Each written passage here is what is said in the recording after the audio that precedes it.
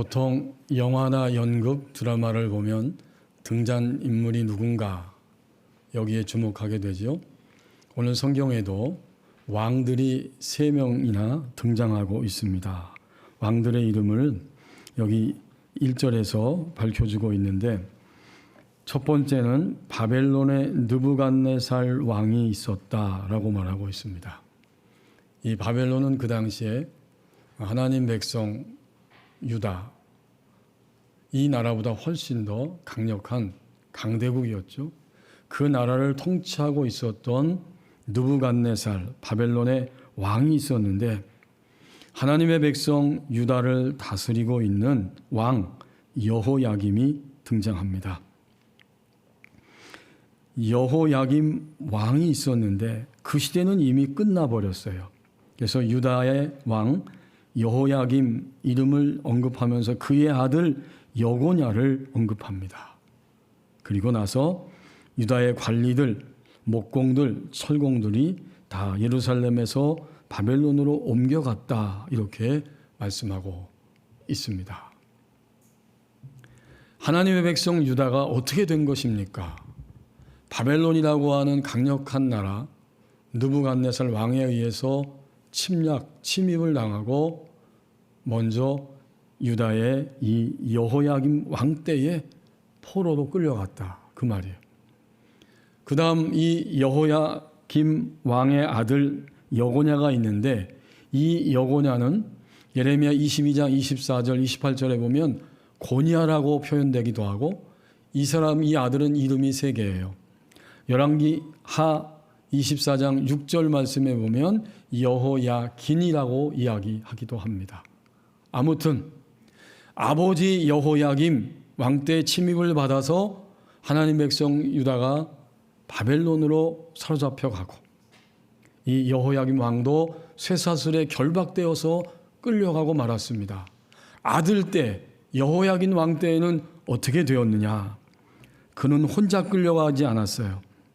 이 여고냐 여호야긴 왕 때에는 유다의 고관들, 관리들, 그리고 그 나라의 목공과 철공들까지, 목공, 장인이죠. 또 철공들까지, 대장장이들, 필수적인 인물들이죠. 그리고 더 나가서 다른 본문에 보면은 이때에 열왕기하 24장 14절에 보면 이때의 군인들, 용사들 10,000명도 함께 바벨론 땅으로 사로잡혀 갔다, 이렇게 기록해주고 있습니다. 그러므로 우리는 1절에서 지금 하나님의 백성 유다가 바벨론의 침입을 받아서 1차로, 2차로 강대국 바벨론에 사로잡혀 갔다 하는 사실을 알 수 있습니다. 이제 남아있는 백성들은 어떨까요? 그들의 마음이 불안하고 미래가 보이지 않습니다. 이제 우리는 어떻게 될 것인가? 그리고 그 땅에 끌려간 백성들의 마음은 어떠할까요?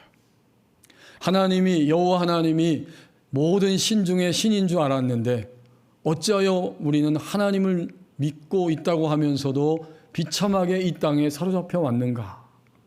결국 하나님의 백성 유다는 오늘 본문에 의하면 고국 땅에 있어도 바벨론에 있어도 여기 있어도 저기 있어도 모두가 다 사로잡혀서 포로가 된 상태가 되고 말았습니다. 남아있는 백성들은 몸은 아직 끌려가지 않았지만 그들의 마음은 불안하여 견딜 수 없고, 지금까지 믿었던 그 조상 때부터 믿었던 그들의 신앙도 흔들리면서 지금 마음과 생각과 신앙이 묶여있게 되고, 1차, 2차에 걸쳐서 여호야긴 시대에 끌려가서 있는 백성들은 당연히 몸도 마음도 신앙도 다 묶인 채로 포로 생활 속에 있었다는 말씀입니다. 그렇다면 이 말씀은, 오늘 우리가 이 말씀을 대할 때 하나님은 어떤 것을 우리에게 깨닫게 하길 원하실까요? 여기에 기록된 유다 백성들이 바벨론의 포로로 사로잡혀갔고 남아있어도 매이고 묶여있다고 하는 말씀은 오늘 하나님을 믿고 난 이후에 영적인 유다 백성된 우리들이 오늘의 나의 인생의 시간들을 살아가면서 여기 있어도 묶여 있고 저기 있어도 묶여 있는 것처럼 우리의 마음에 사건과 일들과 환경 속에서 여전히 포로되어서 묶여 있다. 바로 이러한 의미입니다. 우리는 주님을 믿으면서 하나님 백성 유다가 1차, 2차의 포로 생활하는 것처럼 남아있어도 묶여있는 것처럼 여전히 우리 삶 가운데 환경적으로 묶여있기도 하고 내 마음이 도무지 편하지 않고 도무지 평강을 누리지 못하면서 우리의 마음이 묶여 있습니다. 그러고 보면 하나님의 백성 유다는 그리고 영적인 유다 백성인 우리들은 오늘도 묶여 있습니다. 그것을 단적으로 1절 그 밑부분 중간 넘어서 그 부분에서 이렇게 표현해 주고 있어요. 예루살렘에서 바벨론으로 옮긴 후에라고 말하고 있습니다. 이 표현을 보세요. 예루살렘에 있었지만 바벨론 땅으로 옮겨가 버렸다는 거죠. 이미. 하나님 백성은 어디 있어야 정상입니까? 하나님의 사랑이 흘러넘치고 하나님을 바라보고 예배하고 주님과 함께 응답받으면서 살 수 있는 예루살렘에 있어야 정상이죠. 근데 현재 어디 있어요? 바벨론으로 포로되어 옮겨지고 말았어요. 하나님의 다스림과 하나님의 통치가 역사할 수 없고 하나님 앞에 나가 마음껏 무릎을 꿇고 경배하며 그분을 예배할 수 없는 이러한 이방 땅 바벨론에 사로잡혀가 있습니다. 포로가 된 거죠. 오늘 예배하는 이 시간 우리 마음을, 우리 생각을, 나 자신을 정직하게 주님 앞에 드리기를 원합니다. 하나님을 믿으면서 여전히 나는 매여 있고 묶여 있습니다. 오늘 유다 백성, 영적 유다 백성인 내가 이렇게 묶여 있습니다. 이 포로예요. 자, 그런데 그때에 하나님이 예레미야 선지자를 찾아오셔서 환상 가운데 보여주신 것이 있죠. 1절 하반절에 보면 바벨론으로 옮긴 후에 여호와께서 여호와의 성전 앞에 놓인 무화과 두 광주리를 내게 보이셨다. 이렇게 말합니다.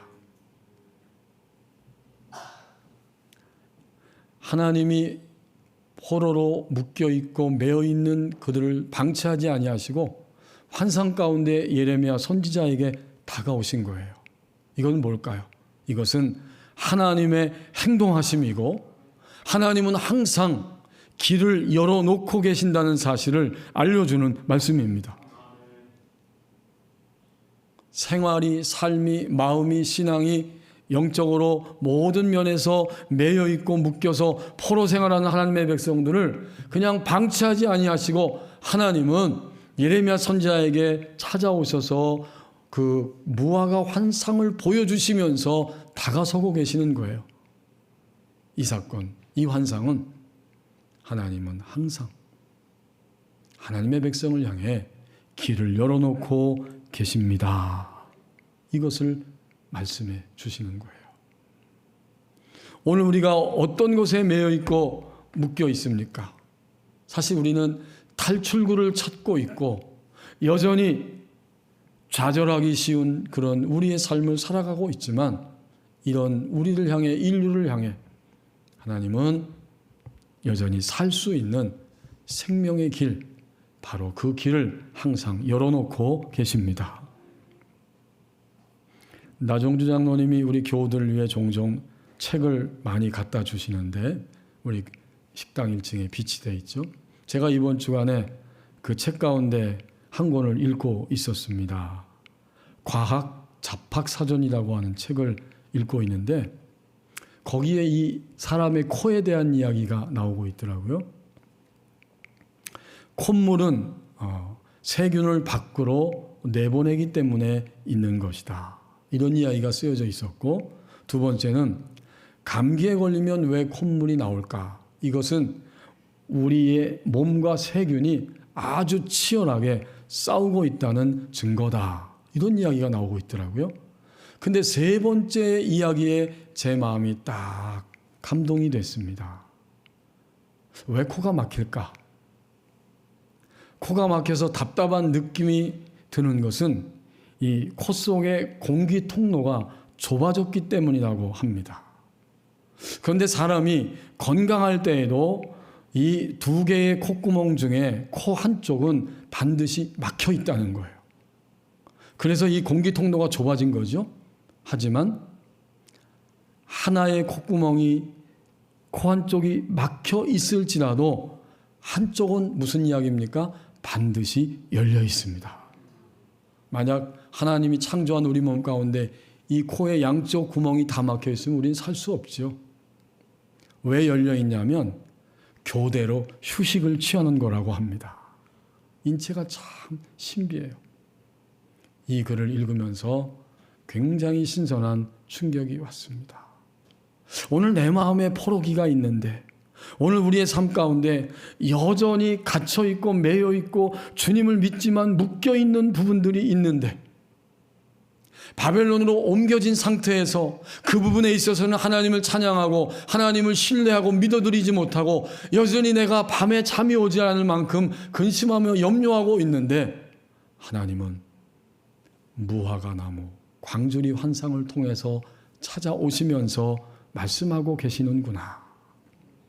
얘들아, 얘야, 아무개야, 너의 인생 다 가도록 내가 너를 향해 항상 길을 열어놓고 있단다.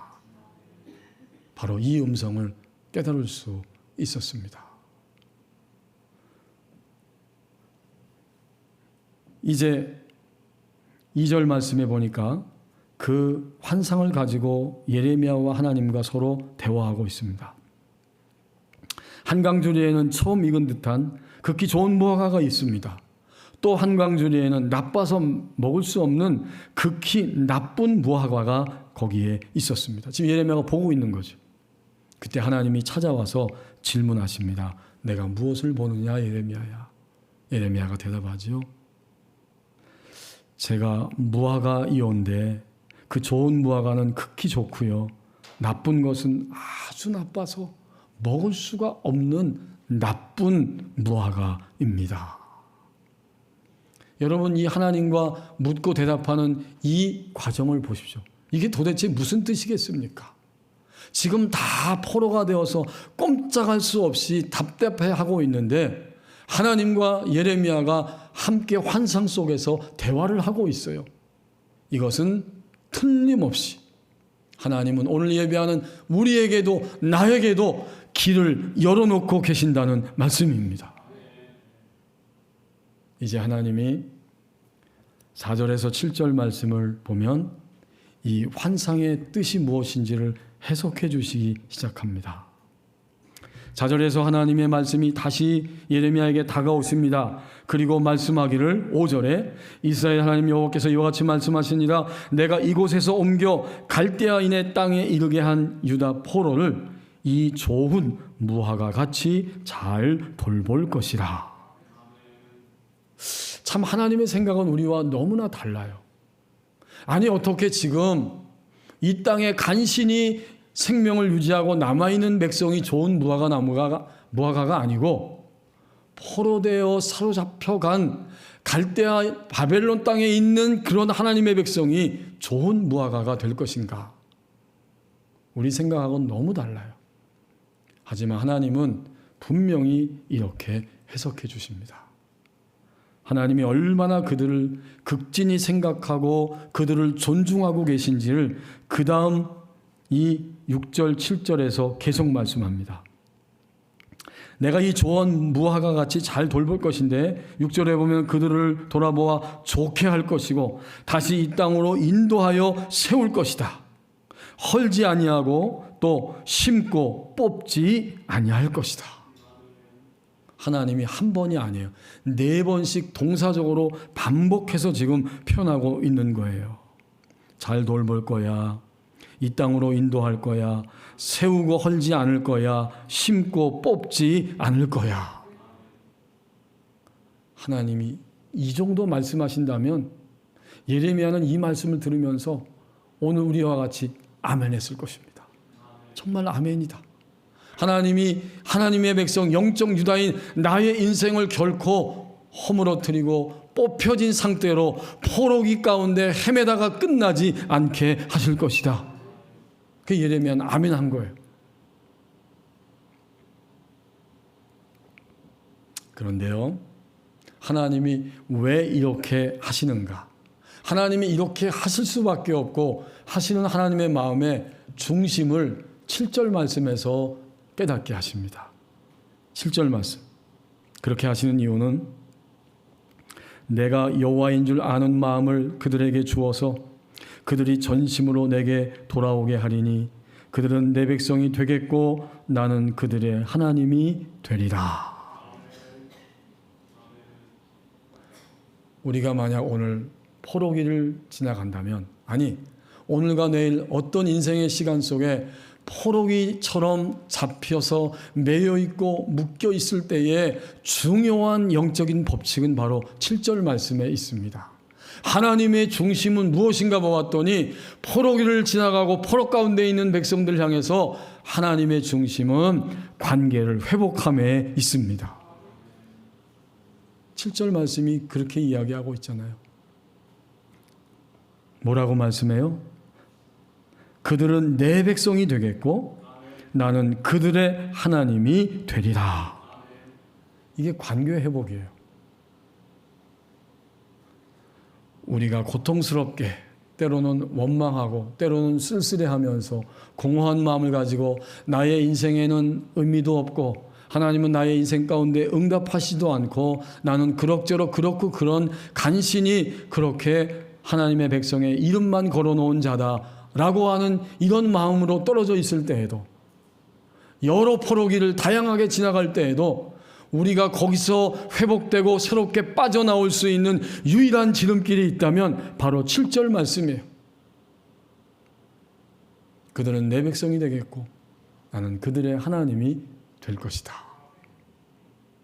이 관계성의 회복을 위해서, 이 관계성의 온전함을 위해서 하나님은 그러한 포로기 가운데 우리를 지금 두고 계시는 것이고, 사실 바꿔 말하면 관계성을 빼앗기고 잃어버렸기 때문에 우리는 포로기를 지나가고 있는 것입니다.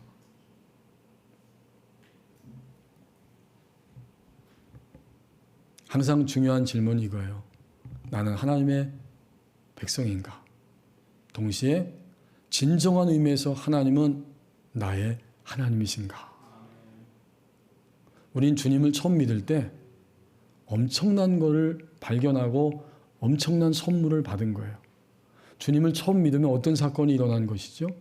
하나님은 이제부터 나에게 있어서 나를 구원하셨기 때문에 나에게 전부가 되어주십니다. 이건 정말 엄청난 사건이에요. 이 땅에 태어나서 이 땅을 떠날 때까지 변함없는 엄청난 사건이 됩니다. 하지만 동시에 하나님은 내게 전부이시지만 우리는 살면서 신앙의 연조가 점점 쌓여갈지라도 우리는 여전히 하나님에게 있어서 나 자신이 전부가 되지 못합니다. 그 전부가 되지 못한 부분들이 바로 내가 매여 있고 묶여 있는 부분들이에요. 언제 한번 말씀을 드린 것 같은데, 제가 주님을 어릴 때부터 믿으면서 중학교 2학년이 됐을 때 그 조그만 고향교회에서 회장이 됐어요. 근데 그 교회 청년부와 학생부, 교회학교 다 해서 1년에 한 번씩 책자를 발간하는데 그때는 회지라고 그랬죠. 회지에 글을 다 쓰라는 거예요. 학생부에서 글을 써야 되는데 아무도 안 쓰니까 회장인 저라도 글을 써야죠. 중학교 2학년 15살, 제가 뭘 알겠어요? 주님을 얼마나 알겠어요?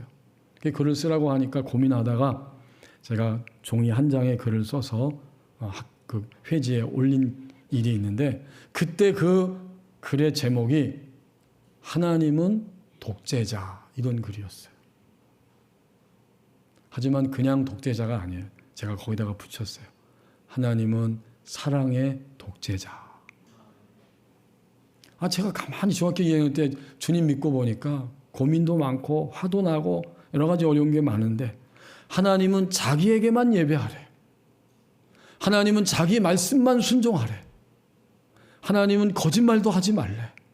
하나님은 근심도 하지 말래. 어떻게 그럴 수 있어요? 중학교 2학년 학생이.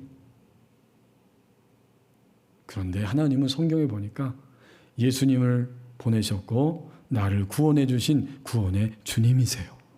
제가 이것만큼은 중학교 2학년인 15살이지만 분명히 알고 믿고 있었거든요. 그래서 그때 표현으로 하나님은 독재자인데 어쨌든 그래도 나를 사랑하시는 사랑의 독재자다. 그렇게 원고를 써서 제출했어요. 근데 이제 시간이 많이 흘렀잖아요. 저도 시간이 많이 흘렀고 오늘 이 자리에 예배하는 우리 교우들께서도 주님 믿은 지 꽤 오래됐죠? 오래됐어요. 그럼 어떻게 생각하세요? 하나님은 사랑의 독재자이십니까? 일부 맞지요, 그 표현이. 하지만 우리 모두는 하나님에 대한 생각과 마음과 영역이 더 바뀌었어요. 하나님 누구세요? 하나님은 사랑의 주권자 하나님이십니다. 주인된 권리를 가지신 유일한 분이 있다면 하나님이십니다. 하나님은 우리의 모든 인생 끝날 때까지 내가 다 이해할 수 없어도 여전히 우리를 유익되게 하시고 반드시 유익된 길로만 이끌어 가시는 바로 사랑의 주권자이십니다.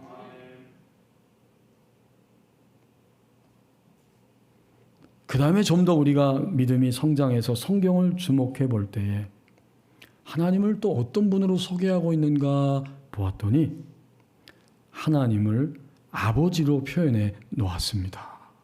하나님은 사랑의 아버지가 되십니다. 우리 성경 한번 찾아볼까요? 히브리서 12장 9절 말씀입니다. 히브리 신약성경 히브리서 많은 말씀에 이런 표현이 있겠지만 히브리서 12장 9절 말씀에 하나님을 이렇게 표현해 주고 있어요. 히브리서 12장 9절입니다. 또 우리 육신의 아버지가 우리를 징계하여도 공경하였거든 하물며 모든 영의 아버지께 더욱 복종하며 살려하지 않겠느냐. 하나님을 어떻게 표현하고 있냐면 육신의 아버지가 육신의 아들을 유익되게 하기 위해서 때로는 피곤하고 곤고한 일들 속에서도 징계하고 있는데 하물며 영의 아버지, 모든 영의 아버지께 더욱 복종하며 살려하지 않겠느냐.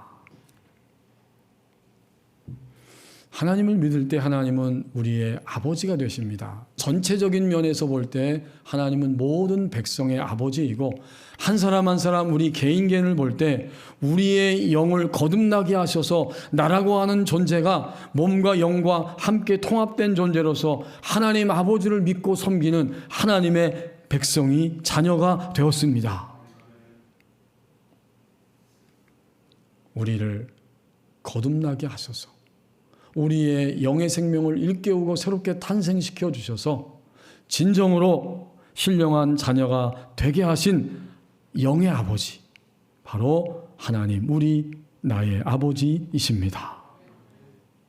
하나님을 이제 아버지라고 표현하는 거예요. 우리가 포로기를 지나갈 때 언제든지 내가 포로기에 묶여 있다고 생각될 때 이것은 굉장히 중요한 영적인 원리요 법칙이 됩니다. 나는 하나님 백성인가? 하나님은 진정으로 내 하나님인가? 사랑의 독재자, 사랑의 주권자, 사랑의 하나님 아버지. 이것을 항상 포로기 가운데 물으면서 우리의 인생을 살아가게 됩니다. 그래서 하나님이 4절부터 7절 말씀에 보면 결국에는 너희는 그들은 내 백성 또 나는 그들의 하나님이 되리라. 지금도 하나님의 중심은 이거 한 가지입니다. 하나님과의 관계를 회복함에 있습니다. 이제 마지막 8절 말씀을 보십시오. 좋은 무화과 나무가 무엇인지 해석해 주신 다음 나쁜 무화과가 무엇인지 또 해석해 주고 있습니다. 그 전에 여러분 성경에 이 말씀을 드려야 될 것 같습니다. 성경에 보통 무화과나 포도라고 하는 포도나무가 등장하는데 구약 성경에 이 무화과와 포도는 하나님 백성을 의미합니다. 하나님 백성의 정체성을 의미하는 거예요. 이사야 5장 7절 말씀, 또 구약 성경 요엘서 1장 7절 말씀에 보면 무화과, 포도원, 포도나무를 다 언급하고 있는데 거기에 바로 그들을 하나님 백성이라고 분명하게 해석해주고 알려주고 있어요. 자, 그러니까 이 무화과는 곧 하나님의 백성인 유다 백성이요, 오늘 예배하는 영적 유다인 우리를 의미하고 있고 우리의 정체성을 보여주고 있는 말씀이에요. 이 무화과가 나쁜 무화과인데 고전의 이 무화과 환상 가운데에서 우리가 1절 말씀에 보면 이 여호와께 드려진 무화과, 하나님께 드려진 거룩한 백성을 의미하는데 그게 바로 성전 앞에 놓여 있다라고 하는 의미예요. 1절 하반절에 여호와께서 여호와의 성전 앞에 놓인 무화과 두 광주리를 내게 보이셨다, 이렇게 말씀하죠. 성전 앞에 있는 거예요, 무화과가. 그러므로 이 무화과는 하나님 앞에 드려진, 하나님에 의해서 하나님 백성 된 거룩하고 존귀한 하나님 백성의 정체성을 의미합니다. 좋은 무화과가 있었는데 그것은 바벨론 땅에 사로잡혀간 백성들을 하나님이 그렇게 표현해 주셨고, 오늘 8절에서는 나쁜 무화과를 이렇게 해석해 주고 있습니다. 여호와께서 이와 같이 말씀하시니라. 내가 유다의 왕 시드기야와 그 고관들과 예루살렘의 남은 자로서 이 땅에 남아있는 자, 그리고 애굽 땅에 사는 자들을 나빠서 먹을 수 없는 이 나쁜 무화과 같이 버릴 것이다. 여러분 잘 이해가 안 되죠? 그럼에도 불구하고 하나님은 하나님 백성들 가운데 포로기로 잡혀간 사람들과는 달리 이 땅에 끝까지 남아서 버티고 있는 이 사람들을, 마지막 왕이 누구냐면 유다의 마지막 왕이 8절에 있는 것처럼 시드기야 왕입니다. 그리고 이제 그와 함께 백성들이 남아있고 그들은 다 나쁜 무화과예요. 또 한 부류의 사람이 이미 있었죠. 그들은 바벨론이 쳐들어올 때 어떻게 했냐면 또 하나의 강대국인 애굽 땅으로 피난 가는 것이 살 길이다 생각하고 애굽 땅으로 도망가 버리고 말았어요. 이 두 부류의 사람들 모두가 다 나쁜 무화과와 같이 버림을 당할 것이다. 하나님은 이미 말씀하셨어요. 1차, 2차 침입이 계속되면서 하나님 백성의 그 모든 죄악들을 심판하시기 위해서 하나님은 바벨론 땅에 그들을 보내실 것이기 때문에 너희들이 살 수 있는 길은 바벨론에 항복하는 것이다. 이렇게 말씀해 주셨습니다. 어디에서? 예레미야 21장 9절 말씀에서 이렇게 말씀하고 있습니다. 예레미야 앞에 21장 7절 말씀부터 읽어보겠습니다. 예레미야 21장 7절 말씀. 여호와의 말씀이니라. 그 후에 내가 유다 왕 시드기야와 그의 신하들과 백성과 및 이 성읍에서 전염병과 칼과 기근에서 남은 자를 바벨론의 느부갓네살 왕의 손과 그들의 원수의 손과 그들의 생명을 찾는 자들의 손에 넘기리니 그가 칼날로 그들을 치되 측은히 여기지 아니하며 긍휼히 여기지 아니하며 불쌍히 여기지 아니하리라 하셨느니라. 여호와께서 말씀하시기를 보라, 내가 너희 앞에 생명의 길과 사망의 길을 두었노라. 너는 이 백성에게 전하라 하셨느니라. 지금 하나님이 생명의 길, 사망의 길을 이 침략을 당하는 백성들 앞에 열어놓으셨다는 거죠. 어떻게 하면 살 수 있을까? 9절 말씀. 이 성읍에 사는 자는 칼과 기근과 전염병에 죽으려니와 너희를 애워싼 갈대아인 바벨론을 말합니다. 갈대아인에게 나가서 항복하는 자는 살 것이다. 그리고 그의 목숨은 전리품같이 될 것이다. 얻어진 목숨처럼 될 것이다. 그렇다면 다시 본문 8절 말씀으로 돌아와서 보십시오. 하나님이 이미 바벨론에 항복하는 것이 살 길이라고 말씀해 주셨죠. 그러나 한 부류의 사람들은 애굽으로 도망가 버렸고 마지막까지 버티고 있는 마지막 유다의 시드기야 왕과 그 관리들과 백성들이 거기에 있었기 때문에 이들은 나쁜 무화과와 같은 사람들이 될 것이다. 내가 반드시 그들을 버리게 될 것이다 라고 8절에서 말씀합니다. 하나님이 8절을 통해서 무엇을 우리에게 깨닫게 하십니까? 하나님과의 관계성이 중심을 회복해야 되는데 하나님의 길을 선택하는 결단은 나의 몫입니다. 시드기야의 선택, 관리들의 선택, 애굽으로 떠나버린 사람들의 선택이 있었는데 나쁜 무화과와 같다는 것입니다. 오늘 하나님 우리에게 요청하십니다. 포로기 가운데 매여있고 묶여있는 우리를 향해 말씀하십니다. 하나님의 길을 선택하는 결단은 나의 몫이다.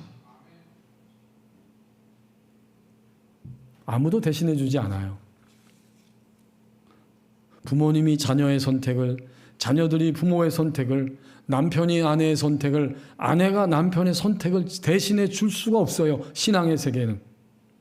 나의 몫입니다. 내게 요청하시는 성령님의 감동하심과 내게 깨닫게 해주시고 알게 하시고 권면해 주시고 권고해 주시는 길을 열어놓고 끊임없이 사랑의 관계성에 대해서 말씀해 주실 때에 그 길을 유일하게 결단하고 그 길로 선택해서 나가야 할 사람은 오늘 예배하는 바로 나 자신입니다. 성경은 하나님 말씀은 처음부터 끝까지 결단을 요구하고 선택해야 하는 말씀이에요. 하나님 말씀은 진리를 쫙 먼저 보여주세요. 그리고 나서 그 진리를 받아들이고 행함으로 인해 생명이 되는 말씀입니다. 우린 지금 선택해야 돼요. 조금 이따 문제 해결되면 선택하리라? 아니에요. 오늘 우리의 포로됨을 보고 지금 하나님의 길을 선택하면 우리 일생 가운데 항상 이 길을 선택할 때마다 포로에서 이기게 되고 해방의 역사 가운데 참여하게 될 것입니다. 부유한 노예라고 하는 책을 쓴 로버트 라이시라고 하는 사람이 있습니다.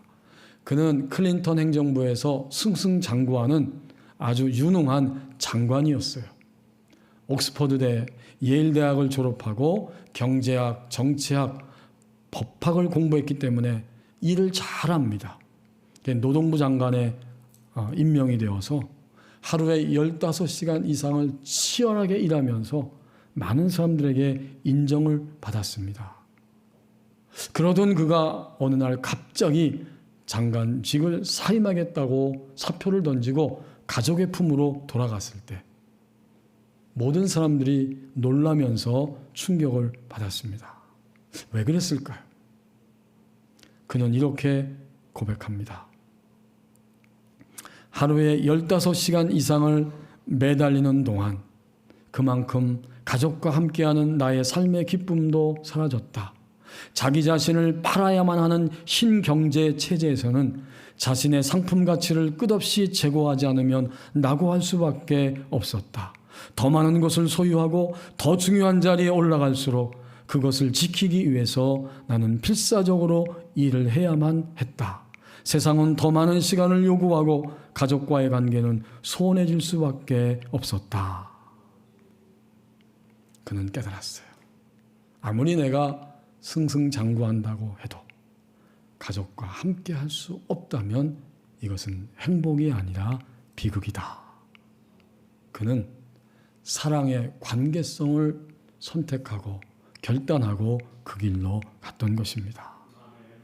오늘 우리도 하나님이 이 말씀을 통해 깨닫게 하시고 말씀하십니다.